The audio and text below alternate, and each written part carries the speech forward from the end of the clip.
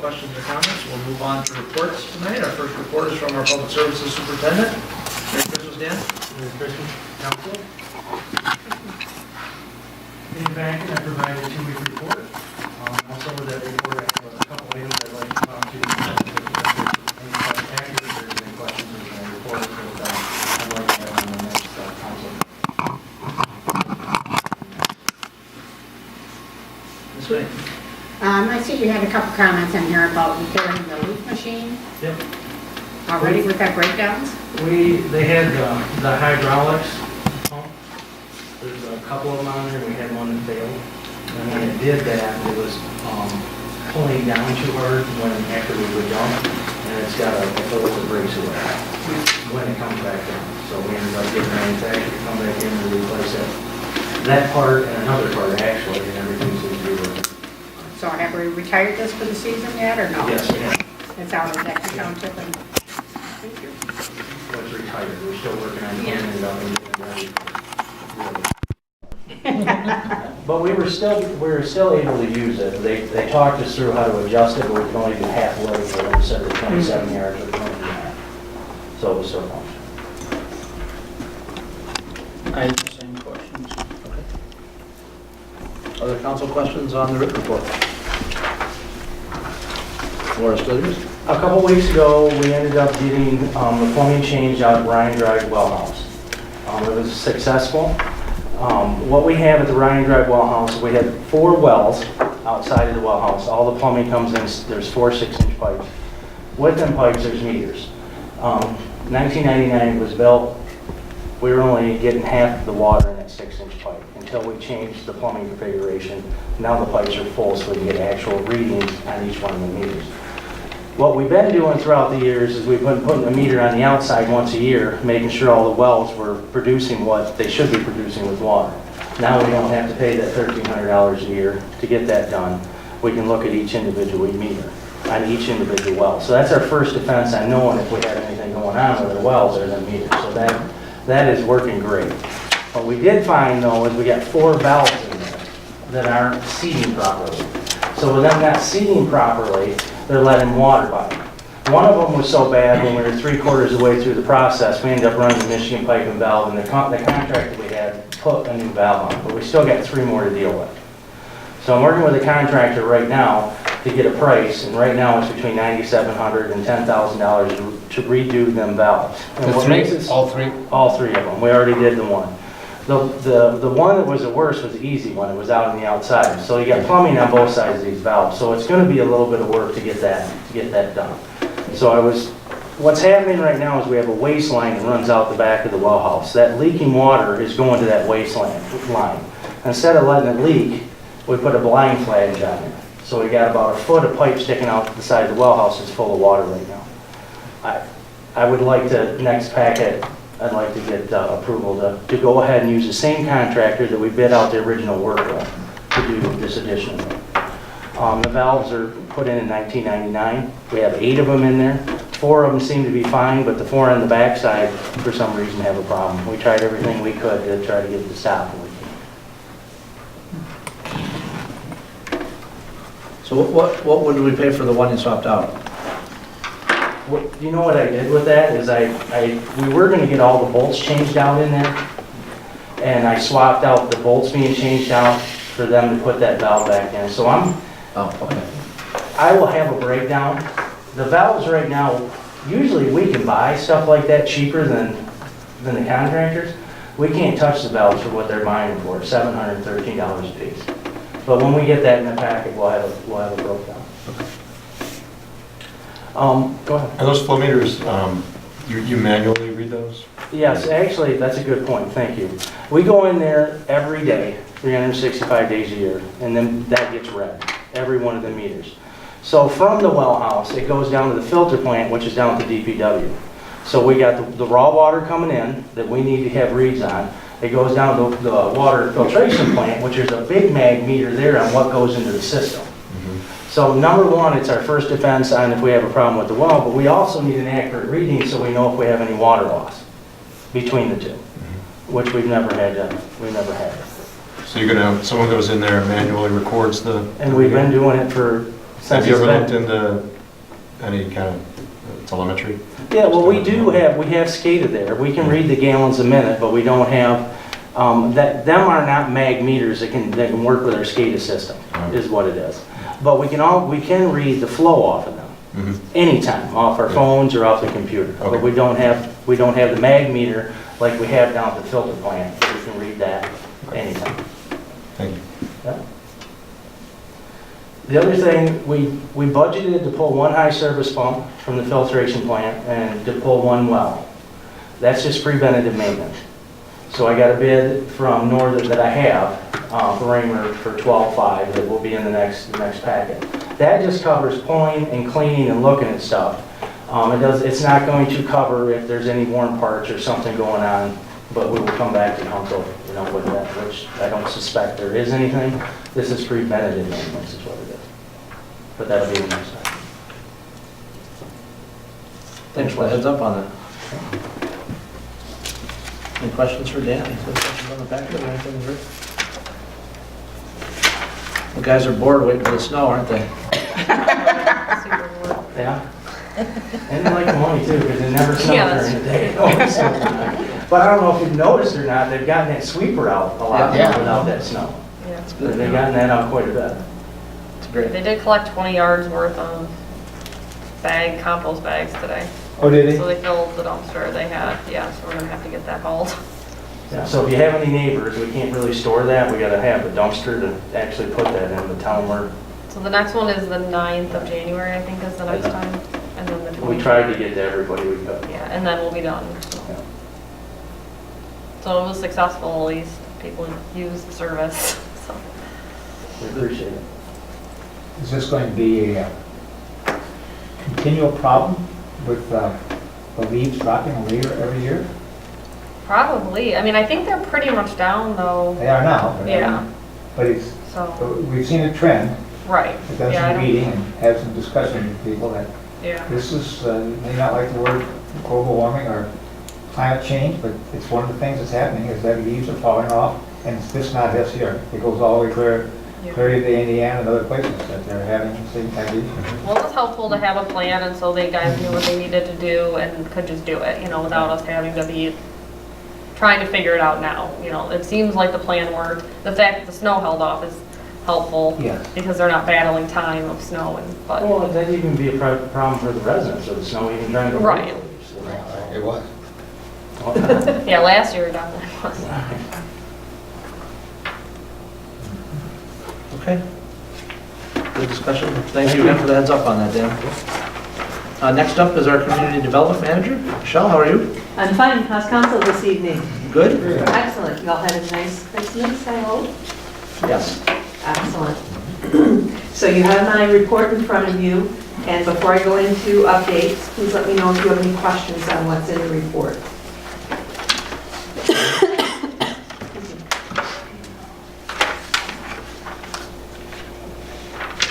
It doesn't look like any, so we won't extend this any longer than we have to.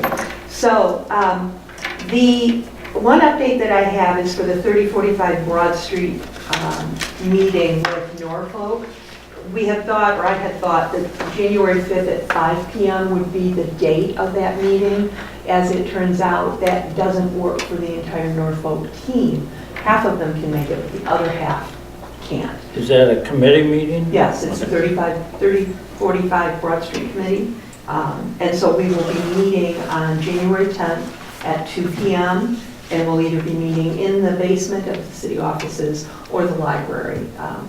Just waiting to hear from the library. So you said January 5th, you meant January Report 9th. I'm sorry. Very nice. January 9th at 5 p.m. is what I thought was the date. Right, so But- now it's going to be January 10th. January at 10th, 2. the next day. Thank you. All right. That's really the only update that I have. So as much as I know you like listening to me talk, I'm just going to sit down unless you have other questions. I have one question, which Okay. I'm hoping either you or Zach can answer. What was the objection for the first, by Colin Pierce, Colleen Pierce? against the variance in the first ZBA matter? Miss Pierce, Oh, is that Colleen Pierce? yes, Colleen Oh, Pierce. okay, pardon, okay. It doesn't, what I gleaned from the comments that she made is that she doesn't believe that the nonconformity should have been expanded. Her Okay. contention was he bought it knowing what was there, and so therefore it shouldn't be allowed to have it. One of the things that there's been a significant amount of research done, and Scott can attest to that, is whether a non-conforming condition that's created, who does that actually fall on, the responsibility of it.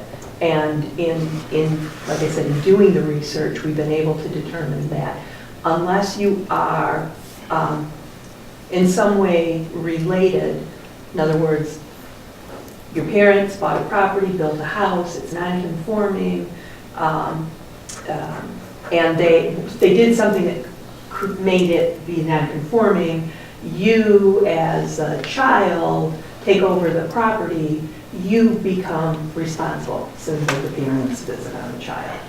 But if you're not related or in some way associated with the person that created that non-conforming condition, just because you bought it doesn't mean, per the way zoning is, that you are responsible, that you've created that.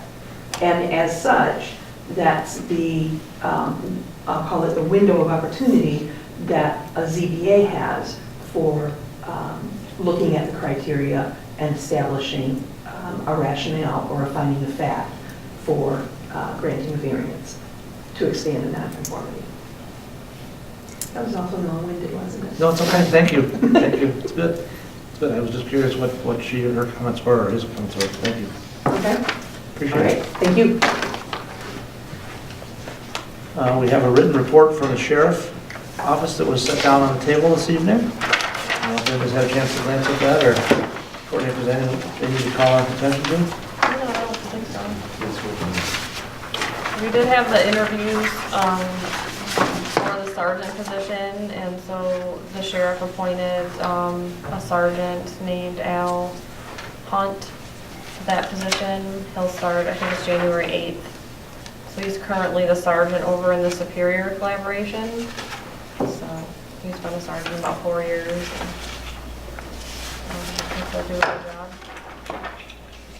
He's participated in a lot of parades and things because he's in the honor guard. So he's been here for that, and he's worked some shifts here, some overtime shifts. So him and Lieutenant Hansen will come either to the first or second meeting in January. So people can meet them. Great. Why don't you just keep right on going into your report, if you would, please? So we didn't get the trust fund grant, which was a big bummer. We're still trying to figure out what that exactly means for the project. We'll have an update on that more on the next meeting, but yeah, that was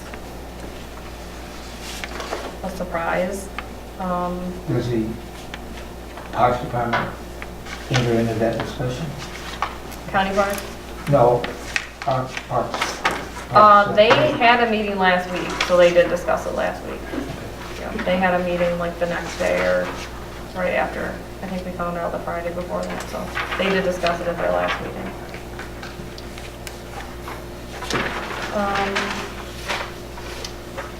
One thing I wanted to ask about was so council approved the traffic signal upgrades a while ago for Baker, Main and Main and Broad. And we talked about adding the sign, so like if you're making a right turn from Main to Baker and the people have the left arrow to turn from Main to Baker, it says no right turn, only when that's a dedicated left turn. So there's a sign, kind of like the sign at Meyer, you know, where it lights up when you can't make the right, when you're coming out of the Meyer parking lot on Jackson. So it turns out that sign's it's like $3,000 just for that sign, which seems very strange. It's like almost as much as all the signal work. So that has been a problem that's been brought up several times with that, and I see that happen almost every day, you know, where someone goes to make the left and someone goes to make the right. So I need to bring that back because that's obviously more than, it almost doubles the project cost to do that. It adds about $4,500, I think, between the programming of it and the actual purchase of this sign. So if council's comfortable, moving forward with that, I can bring it back to increase the project cost. I just wanted to kind of give you a heads up that it's just oddly expensive. Yield to opposing turning traffic or something like that, sign. Yeah, I can ask if there's anything. I mean, we didn't want to make it a no turn on red because it doesn't make any sense to not let them turn on red when there isn't someone coming, obviously, since it's only a three-legged intersection. 'Cause I know that one at Myers, they've had problems with that constantly. Oh, really? Yeah. I never noticed the problem. And sometimes it's out, sometimes only part of the sign showing. Over the, I'd say like 3-4 years, it's frequent problems with it. We can ask the road commission about it. I imagine they manage that. Okay. We did meet with Avalon again, Faith in Action representatives and Avalon this time about the 7651 Dan Hoy property. And then after that, I had a meeting with the Faith in Action Building Committee, so more members of the Faith in Action board than what attended the council or our committee meeting. And so they're definitely supportive of having the food pantry at that location. And we're doing a resolution for the Faith in Action board that they'll pass on their meeting on the 22nd. Just to say that they want to partner with Avalon to make that the location for the pantry. So we're hoping that at one of the 2 meetings in January, likely the second meeting, council will take action on a purchase agreement so that Avalon can apply for the county home funds that they would like to apply for, which is actually a couple $100,000 worth of funding. I'm a little bit hesitant to, I mean, I think it's a good thing, but as that site is one of the possible fire station sites, I'm hesitant to sell that until we've made some type of decision on that.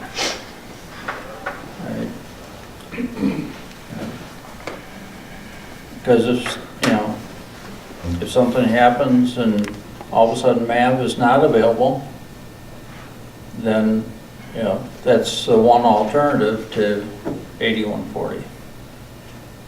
It's not the ideal site, but it is a site.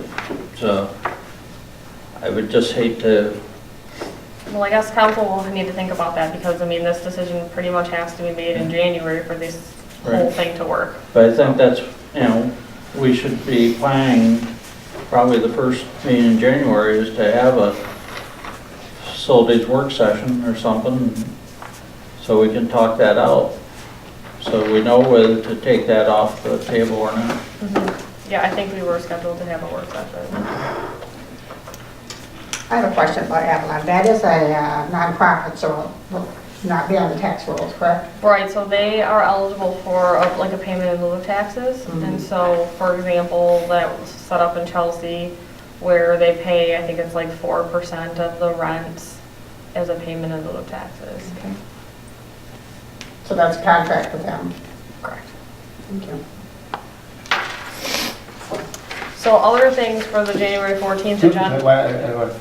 As I counted, there's 24 units that you're planning there, plus the, That's what they were thinking. Yeah, these are all early concepts. The guy from Cornerstone only had it for an hour. but it was the idea of having the pantry there as well. Yeah, so in this design that's in the packet, it's a little, it shows the pantry as being sort of separate from the community center area. In reality, that will be combined space and less space from what they're talking about. It'll be more of a shared use space than a dedicated 2 areas. I mean, obviously the area where the actual food is will be designated, but there'll be some office and some shared space. So it probably won't even be that much space. But, so the community center is for the residents? Just the residents, correct. At the Avalon? Yeah, yeah. They have like after school events and different things they do there. And do we know what the present or former food pantry spaces were? They weren't close to 1,600 feet, No. were they? No, they're not. So this would be a major improvement. Right, and that's why that's too much space really for what they needed. It'll be more of a shared. Yeah. Okay, Like times like this last few weeks when they've had Christmas and Thanksgiving, Oh, yeah. yeah, they need space, but that can be shared with the community center space during those times, is the thought. and like I said, the question is that the athletic housing thing with the projected 288 unit distribution that they have, that's on this sheet right here, Mhm. that's for all the county? No, nothing, are there any other counties, just Washtenaw County? I think it's just Washtenaw. Do you remember them mentioning anywhere besides Washtenaw? No. Yeah, I don't remember anywhere at Washtenaw. All right, thank you. Yeah, so just a quick, with some other things for the agenda on the 14th is the youth board representatives. I'd like to try to figure out the industrial park signage, Dingman's projects that you mentioned, the part-time market manager, the bylaws for the regional waste authority, which will just be a discussion item, and then a discussion item on the waste management contract renewal, because we need to figure out the next steps on that and what council's comfortable doing there. I think that's about it. We have some dates for the facility public meetings, but I think that we're just gonna end up having to have it here because the library is just too booked in February, so. And the dates that, Winter market's not here, right, those Saturdays. yeah, so the winter market's the 2nd and the 16th, so it would need to be one of the off weekends, but that can be a topic for the work session, but yeah, I think the library's out because they're just too busy in February.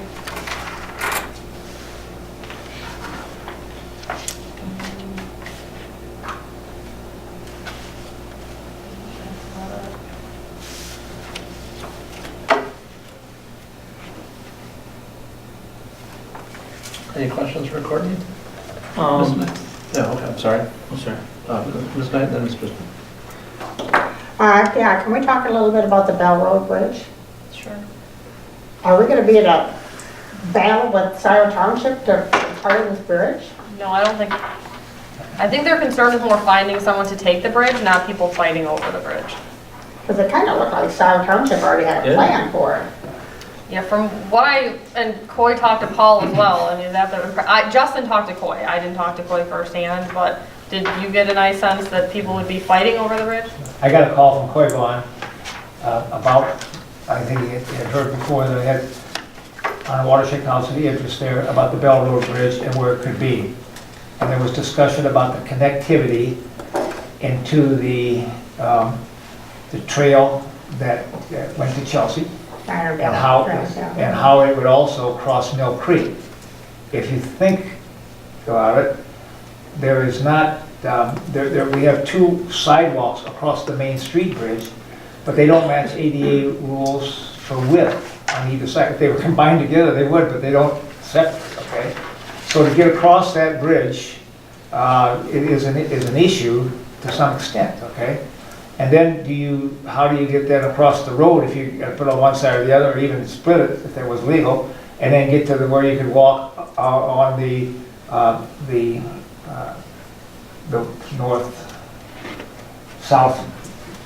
northwest side, where's the northwest side of the creek there, okay, across from where we have our park, okay, to get down, okay? So they were thinking about maybe placing a bridge, this bridge here, across there. And talking, he asked me the question, where does he start to have this discussion? And I suggest, well, 2 parts. Number one, the Parks Commission, and secondly, call Justin. He's the one that handles this part of he's the main person to start with. So that's what he did. He called Justin and started that discussion. He at no time indicated there was any issue at all with anybody else wanting this bridge, okay? But I And see it in our could've been- document, Scioto Township's got this whole Yeah. plan Yeah, I laid think- out If you, for it.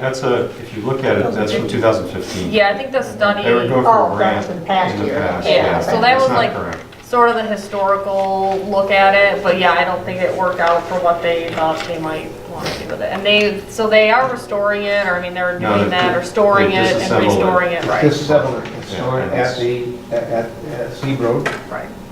And the other issue is that there is a concern, a legitimate concern, of the floodplain that hasn't been delineated yet in our park, okay, since they took the dam out.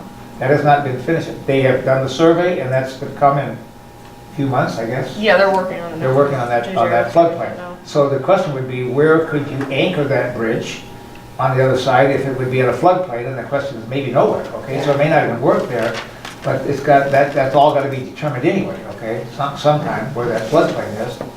We can probably figure a way on this side, but on the other side, it's where it used to be, you know, Mill Creek Well, Pond. thank you, Scott, for pointing out that date for me, because I didn't see that in there. All I Yeah. saw Yeah. was this big plan that they Just had. like, It was in the parks packet too, and I was Oh. confused about it Oh, okay. initially. I said, what is this? And then I noticed the date. And I remember very clearly when they took that bridge off of the river and parked it over on See, you the get west side of the that, river. the old Mill Creek Sporting Goods property, you put a bridge right down there, pedestrian bridge right over to that property.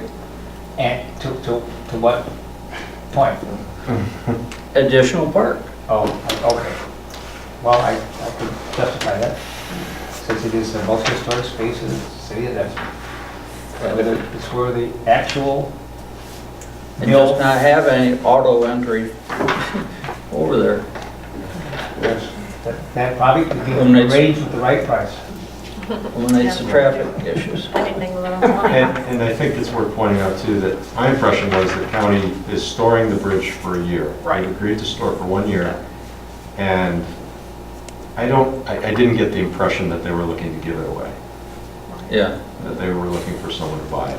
I think at one point in time, they were looking for somebody to give it away to, and nobody showed any interest in it. Oh. And that's Right. when I was on Dexter Township Board. Oh, okay. Oh, But, I mean, that's been a year. They probably want to recoup what they're putting into it for restoration. Well, I mean, it did take some labor to take it apart. I think it's in pieces now already, isn't it? Yes. Yeah. I'm sure it is. Roy Townsend called me either the day of the Parks meeting or the day after the Parks meeting to make sure that I was aware that it was being discussed, and I had told him I saw it in the packet, you know, and I was aware of what it was, but not really what it was. You know, I didn't know the history, I didn't know any of the stuff, and I planned to have a meeting with him after New Year just to get more information. But I don't know if there is any more information. I'm not sure I'm not, there is. I'd like, that was my question to him, is are they selling the bridge? Are they giving the bridge away? Do they just want to see it used and assigned with a historic marker? You know, I don't know who's pushing that. I don't think anyone knows that. I don't think- Well, I'm gonna ask the question to Roy. Roy should know. They don't really, well, it was kind of we were gonna work with the parks to save the bridge, okay? We got some money, we got some time, we can do that. I think that's where it actually started, okay? And now they've got to figure out what they're gonna do with it, you know? And I, you know, when Coy called me, I said, Coy, I'm not the person to talk to, it's, you know, people in the city, so that's why I sent it to Justin, okay? And so it was a two-way, you know, talk to the Parks Commission too, because they're gonna make decisions. They'll make recommendations. They'll make recommendations, they'll Yeah. make decisions, but Yeah. they'll have to do something going on.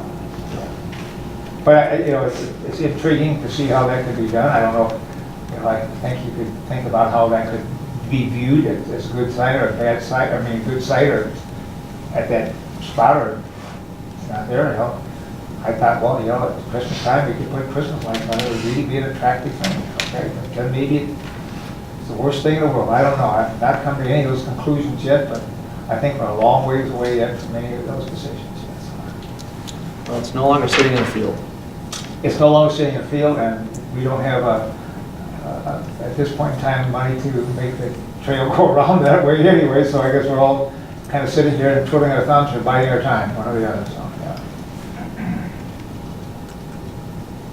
Zach, I did not mean to interrupt. When I- Oh, yeah, well, I was just gonna say, we get all the traffic from the township, we might as well get one of the bridges too. But no, there's even more cooler history on this than what's included in the packet. There are only, I think, 4 bridges from that company that Right. still exist in the world. So I'd be very supportive of trying to get it here. I'm very supportive of preserving history in any way we can, so at a cost, of course. I think it's probably better to try and do that with local funding than it would be with federal or state funds, because you have all sorts of requirements. That's just my guess. Jim? Can I go on to a different topic? Sure you can, yep. On, let's see, it's on Courtney's report E, plastic bag drop-off. I was just wondering if there's a better location for it than down at 8140. Make it easier for people to, Yeah, we talked Get about to- that, maybe, we brainstormed, I was talking to Kurt about it. We talked about maybe just doing it like outside the city office, like people could just carry them when they're dropping off their water bills and tax bills, I mean, it's not like they're heavy. And then the other thing we talked about was potentially asking if the library would be interested in letting us put something on their property somewhere that we would take care of, how about just because people down, are at the library. how about down along by the farmer's market? Along in there. I don't want to leave it like completely unsupervised. Because I don't want to end up cleaning it out of things that aren't plastic bags, you know. I'm not sure how would that make it easier though for people to get to it in the parking lot. Well, just traffic-wise, going in and out on Main Street down at 8140, you know, especially all through the winter here and stuff, the farmer's market's not open, so you don't, you know, the parking spaces are there. Yeah, I guess I just don't look at that as very, I don't like park on all time, it's hard to see the back out, but. Yeah, we'll see, I mean, if anyone else, we can talk about it there, I'm not sure, that's why I just wanted to kind of brainstorm some, If can ask Kurt the, about that. I've taken my plastic bags to Meyer the last couple weeks, and their station is right inside the door as you walk in. And it's 18 inches by 18 inches, and I've never seen it empty. It's full, stuff on top, and Yeah. the lobby as you enter to the right there is full of people. So my guess is that if you, wherever you decide to put it, people are gonna use it, and we're gonna be taking them from wherever that is to the next spot. Right, well, we have to take them to Ellsworth. Okay. We have to drop them off. Does Bushes not have a space for that? Because Country Market did. Yeah, I forget the list. I don't know that Bush's was on it. I think it was like Menards and Meyer. We called around to figure out who had it when we knew we had to stop letting people do it. So it was on the front page of the newsletter. I just don't remember off the top of my head if Bush's was one of the ones. I want to say no. I'm trying to think when I go in there, I don't remember seeing one. Yeah. But Country Market had one right by the door. Right. You walk right in. I think Country Market was the only one within the city. Maybe Bush's would be interested in having it there, Yeah, maybe. out in front of their place. Getting it for free. Could we have multiple spots?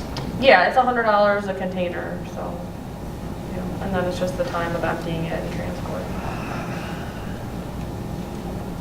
Just looking to make it more convenient since we really don't want people putting them, we can't have people putting them in the recycle.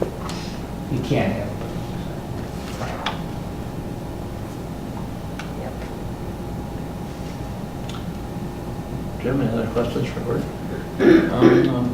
Or Courtney, any more things to? No. Please feel free to keep going. No, they- Okay, I have just a couple things. Walking around this weekend, I pushed the rapid flashing beacon button once. I made sure there were no cars coming when I did it. Oh, you're on Baker Road? The one on Baker Road. Okay. I didn't want to actually stop anybody, I just wanted to time how long it flashed for. So it flashes for, by my stopwatch, if I was able to do this and this at the same time, 20 seconds roughly, 20 seconds. 19 or 20 seconds. I'm not sure if we programmed that or not, I'm not sure what the program should be, but I would like to have a question asked. Dan's raising his hand? Yes, sir. Patrick's on vacation, so I talked to Chris Donikowski to see if there was any paperwork with the submittals or anything. Okay. So Chris sent out an email to Patrick and CC'd me on it, so I'm gonna wait till I hear back from I Patrick. asked Patrick about the timing a few weeks ago, but I don't think so. Okay. If not, we can It's take- certainly, I mean, I can make it almost there and back, you Right. know, in the time. Okay. But that's not for everybody necessarily. I just want to make sure that there's some logic to it, and when, if and when we get asked a question, why is it what timing it is, I'd like to know what the basis of it. It's 20 seconds by We my need some standpoint. paperwork on it. We need some documentation on it, so that's where we're headed, right? We're gonna try to get that. If not from, if Patrick doesn't have it, then we'll go back to Steve. I don't know if has anybody driven through it when it's been on? Have not driven Driven through it, but not Did get a looking around. report The on lights that. are, a lot smaller than I was thinking they were gonna be. Different on the long field. Well, I didn't go compare, I didn't walk that far, but, 3 lanes wide, and if you're driving, I stood back, pushed it and ran. And it's, You should have met Matt out there. I need some help. Matt's Well, already done it I'm trying- twice, I'm he easy- loves it, he's in I'm love with it. I'm easing into Who's this. in love with it? Matt, You know, Matt Matt Kowalski. Kowalski, oh, yeah. I don't know. Well, we're What are we dealing with there? we're getting, No. we're getting into, I don't know if you guys have all heard or We if like you've bike racks. heard this or not, but the schools are pushing to have us add 4 more. They want us to add 4 more in 4 different places. Did 5? Because you'd have to have 2 on Well, Baker. 2 on Big, right. Anyway, I just was trying to see how the one that we, asked to have put in was working, wondering your opinions or if you're hearing anything. We've been contacted by a number of people who are following on either We Love Dexter or M Live or other places where Facebook, where they're having these conversations. And, the bottom line is right now, the guideline that Patrick and OHM are using to evaluate these is it doesn't warrant having them because our speed limits are so small, so low. And I think we need to make sure as a community we're getting the message out, our side of this, that we're not interested in keeping kids safe or having safe crosswalks. And I started to write about that a little bit in my report this week, and I've shared some of that information with some people that have emailed asking questions, and I need to share some more information with Doug Marin because he's going to write an article about it. And I want our, at least what we've been doing to at least be fairly represented.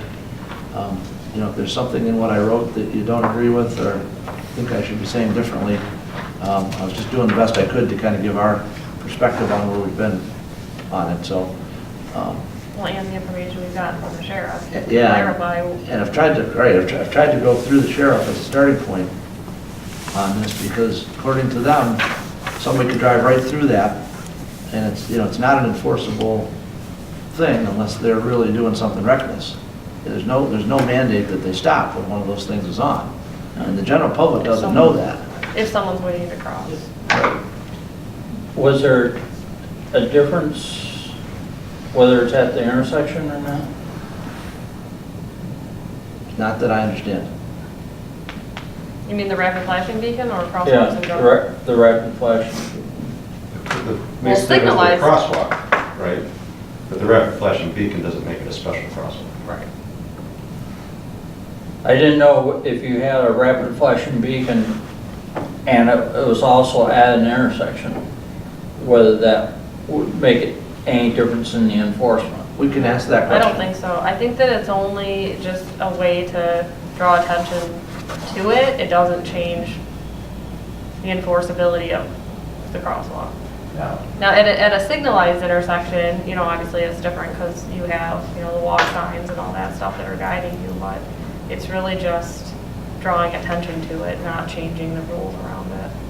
Well, I wanted the public to know, that we're not just sitting here not trying to understand them, and that we are talking to the local law enforcement. I've asked the sheriff and the deputies to watch some of these crossings, to observe from afar, to offer comments. We've asked for the video that the schools took on the walk to school day that they had to show how drivers behaved. And I haven't seen it myself, but I think I've heard through you and Patrick that, like at Baker Road, all the cars actually stopped. Even when there weren't kids Even when there weren't kids crossing, they stopped because they saw the Stop sign where? that it was at the crosswalk at the If island. somebody was there, With and without people there, people are stopping. Now, I've seen people drive through, but I've never seen oh, you mean somebody. when it's flashing, you're talking about? Right. Yes, when it's Okay, flashing. with flash, Yeah, yeah, okay. Right. Or when the island. With or without a kid. Yeah. Right. So if you're used to driving in Ann Arbor, Right, where it is different. you do have to stop for them. Right, if they're waiting, you have to stop, right? Correct. Right. But I think you made a really good point, is that, you know, this was started in Ann Arbor, on Plymouth Road, when a child was killed. That road, I think, was 40 miles an hour, okay, there, and. 5 lanes. What's that? And 5 lanes. Yes. 5 lanes, Yeah. okay. But now it's Across, 35. Okay, so that was, they put flashing beacons on that, in that area there too, okay, on Plymouth Road. Yep. Then when they did 7th Street and Miller, they put those there as well at various spots. I think there are 3 of them along there between, maybe 4 in those spots between basically Maple and downtown, and the same way on 7th Street between, or Miller between. Well, most of all, I wanted, you know, it's hard to talk to the whole school district, but most of all, I wanted them to know that we're not inactive in evaluating these things. I mean, we've been reading the reports that they proposed, we've looked at the data, our engineers have looked at the data, and so far, they don't warrant it. Now, that doesn't mean we can't do it, okay, but we gotta figure out, you know, it's the whole, you ought to have some, I think we ought to have some criteria for putting them up, just so we aren't subjectively popping them up here or there, or somebody says, I want one on 2nd Street, and, you know, we have to put one on 2nd Street.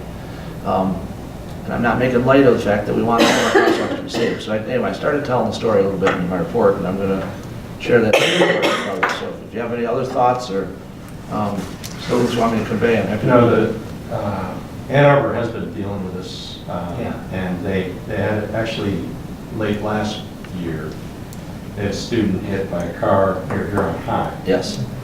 And so I guess my thinking is that they may have researched some of this stuff, and so if there's a way, if someone can contact the city of Ann Arbor, I could probably get the name for you. Because I worked with a woman whose daughter was struck. And, you know, I bet they asked a lot of similar questions. Now, it's a totally different road here on Parkway, but I'm sure they might have some information that might be useful. There might be studies out there, professional studies that they uncovered or whatever, on how effective different sorts of warning signals are. Yeah, I just think we need to, you know, we have one up now, and I just think while we have one up, we need to start educating the public on how to use it. You know, the people that push the button shouldn't assume that the car is going to stop. Right. That's the very first message, and you make eye contact with the driver. Once they're stopped, then you know, you can go. And I think we need to help the public understand what habits they need to use when using these. And anyways, I wanted everybody to know, like, it's 20 seconds, you know, go and try it out, or drive through it, or go in twos, look at it. But it's there, and it's useful, and it's operational, and if it is, it's ours. I mean, it's on our roadway, so we should take the lead at trying to at least educate the public on it, is my thought. Sort of like we did with the roundabouts, you know, before they were coming. Well, I think, you know, as a driver with a 3,000 plus, you have to be pretty cautious anytime you see anybody coming alongside the road. You're going to make an effect, well, they are not going to affect your car, surely. Okay, so you have to be very cautious about those things. The consent agenda contains 2 recommendations, which we've included for ease in voting. If anyone has any questions, I tried to give you my heads up on the recommendation to make the Housing Task Force to include 6 at-large members. That's item number 2 on the consent agenda. And then I made my recommendations for 6 people. If anybody has any questions on that, I think we should talk about this now. Okay, I do. Sure, Somebody else. please. So I guess in the past, I'm looking at this, and I'm not singling out Kyle here, but the idea of a planning commission, when it was like this, you know, we had this person left and another one came, you know, we had an opening, okay? Were there more than one application for the planning commission? Yes. How many were there? There was 2 technically, 2 other ones. Okay. all right? And there were 16, you said, on the other? Yeah, 15 by the deadline, and the 16th one came in, Okay, well, 15 or 16? 16, yeah. Okay, and once again, so I guess my question that I had, I realized that it's a different situation. It's related to the choosing of the council people, because we had multiple applications for that position as well. You listed everybody that applied, and you interviewed everybody. Okay, now I understand that's a little bit different than Yep, these yep, here.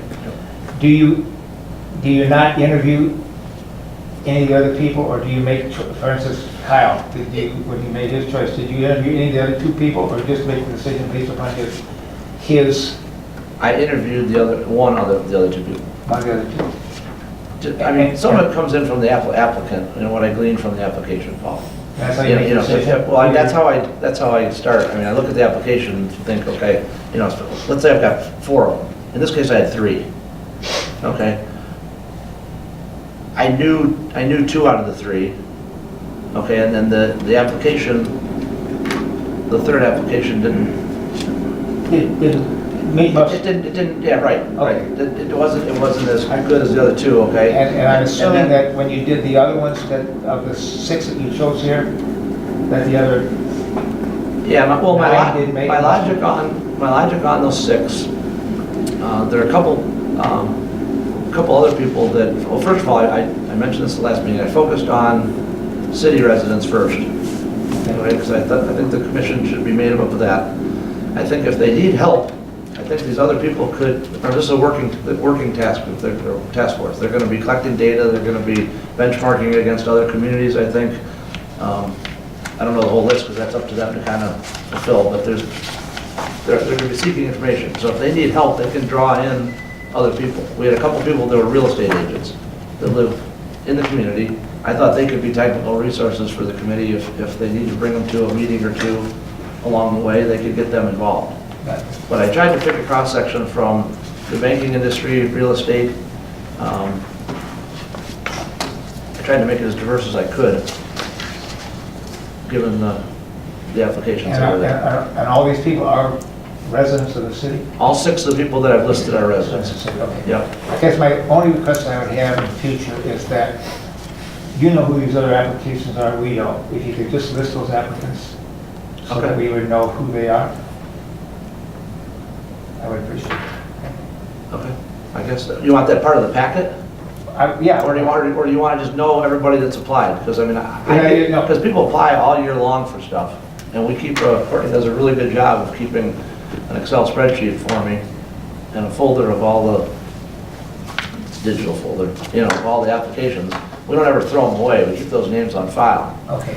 Maybe, You know- maybe I only went when you're making an appointment, Okay? okay? Of who the other considerations were. Just a list of people, that's all I need. Okay? I'll figure out a way to do that. I don't, if it's very difficult, I need to know why it's difficult, but if it's not, I think it would be appreciated if we had that, because you have these 6, you have these other 9 people, you could list them down, you could either show me their applications, like we did for these people, or you could just, so we know who they are. I will find a way to make sure you know who they are. Thank you.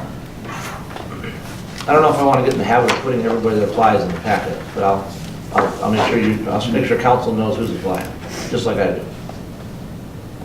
And okay, I don't want to get into it, but I at least would like to know why you wouldn't want to do that, so that we would know who the residents are that do apply, so we could say that, hey, you applied, maybe go Well, back. you will know. That's what I said. I'll make sure you know. Okay, Make sure you know. okay, thank you. Sure, you're welcome.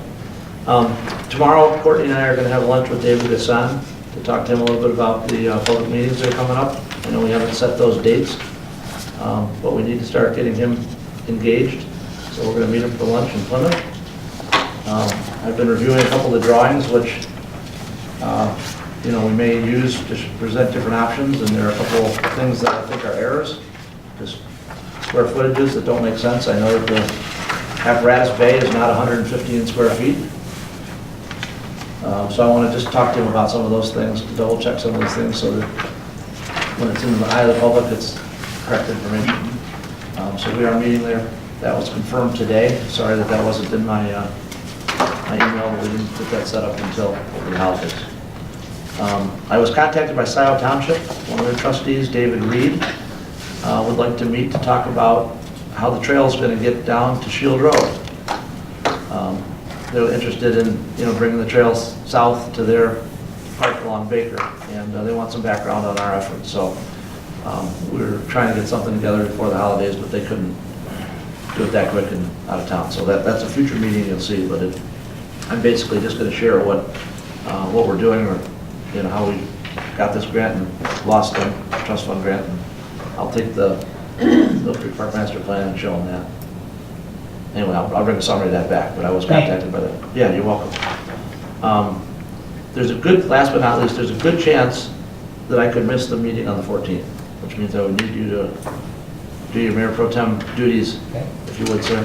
I may have to be in Plymouth for their DDA meeting if they put an item on the agenda. So I won't know that until I get back after the holidays, but I'll let you know as soon as I can. But I want to give you a heads up on that tentatively. Which means I'll probably miss the work session as well. I believe that meeting starts at 6, so there's a chance I could be back if it's a quick thing, but it's only half hour away. But I certainly wouldn't expect to be here for the start of the 7 o'clock. And that's all my list. I'm sorry for anybody have any questions on my report? Okay, we'll move on to the consent agenda, please. I'll move the 3 items on the consent agenda, bills and payroll in the amount of $712,835.15, expanding the House Task Force to 6 at-large members, and the appointments to the Housing Task Force and Planning Commission. Motion by Smith. Second by Bell. Thank you both. All those in favor of approving the 3 items on the consent agenda, signify by saying aye, please. Aye. Motion carries. Thank you. We have no old business to discuss this evening. We have one new business item, which is consideration of the bid award for the water tower work to industrial painting contractors in an amount not to exceed $130,000. I'll make that motion. Moved by Knight, thank you. Second. Second by Michelle, thank you. So this is our large project in the water funds. I think we've been talking about it for like 6 years, so I got delayed because of the filter replacements that we decided to do first. So the bid went out, we received 4 bids back. It was under the estimated bid amount, which was nice. Included a contingency just because the last time the interior of the tank was inspected was like 3 years ago, so just in case there's anything else that needs to be done, it needs to get done now, and we won't have a lot of time in making that decision because we need them to get in and get out and get this thing back online as soon as humanly possible. We expect the work to occur in April. We'll have an outdoor watering ban when the tower is out of service, and we're hoping that doesn't last for more than a month, 4 to 6 weeks. But if we can get this approved now, then we can get our permits from the state and have have more of a set timeline. Part of it is weather dependent because of painting and temperature, but we're hoping that April will work.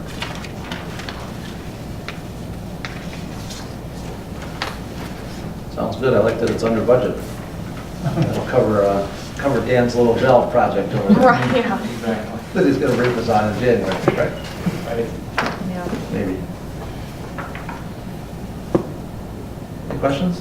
This has been something we talked about a long time. So Yeah. this is great that we're getting to do That's this. right. So hope for a warm spring. Right. But not warm enough that people want to water their That's lawns. right. Right. That's Just right. warm enough to paint. Right. No. Okay to call the vote? Seeing no questions, Ms. Jones, if you'd call the vote, please. Smith, Yes. Cousins, Yes. Knight, Yes. Michelle, Yes. Bell, Yes. Keo. Yes. Motion carries. Council comments this evening, starting with Mr. Cousins, if you would. You ready? Just everyone have a happy new year, and I hope that the Cousins family hopes that 2019 will be better than 2018. Thank you for your concern about my wife. It's been much better. Great to hear. Mr. Bell. Ms. Jones? Another beautiful luminary.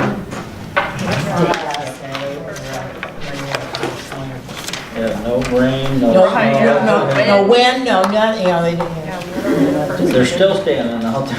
Yeah. Well, those are the people who need to clean their yards up, you know? There are a few. Just Happy New Year, everybody. Safe and pleasant and successful new year to everyone. Mr. Michels? Understanding that there are growing pains with adventures switching to the electronic delivery, I would ask staff to figure out a convenient and easy way when we get additional information at the table that be scanned and made digitally available as well. So like packet addendum or something like that on the website, so there's a record for folks who want to have those. Okay. And I don't usually do this, but I forgot one thing that I wanted to share, and that is that we passed the budget for the DFD last Thursday. And we also had a little bit of a longer meeting item discussion. The price of the trucks that we had approved in November actually got changed. Apparently they weren't done figuring out all the items that were going to be on it. So the amount that we're going to finance, you'll recall, was around 1.1 million was the total original price. We had 400,000 down, finance about 700,000, 772. The final amount is 807. That there's been, we're financing it plus the 400. So it went up, We still have a little ways to go in our process of figuring out how to, not surprised the board with some of that. There were a couple of board members that were pretty visibly upset by the change. But nonetheless, we got through it, and I worked with the chief this afternoon. We were on the phone with BNC and got the right numbers into the resolutions to ordering those 2 new trucks. So that's important to the community, and I wanted to share that earlier. I just forgot. So thank you for letting me do it now. Back around and not arranged. Happy New Year to you. Happy New Year to you too. Okay, I will take a motion for adjournment. Moved by Smith. By Bell. All right, sugar. Happy New Year, everybody. All right, We're adjourned. Dexter Council.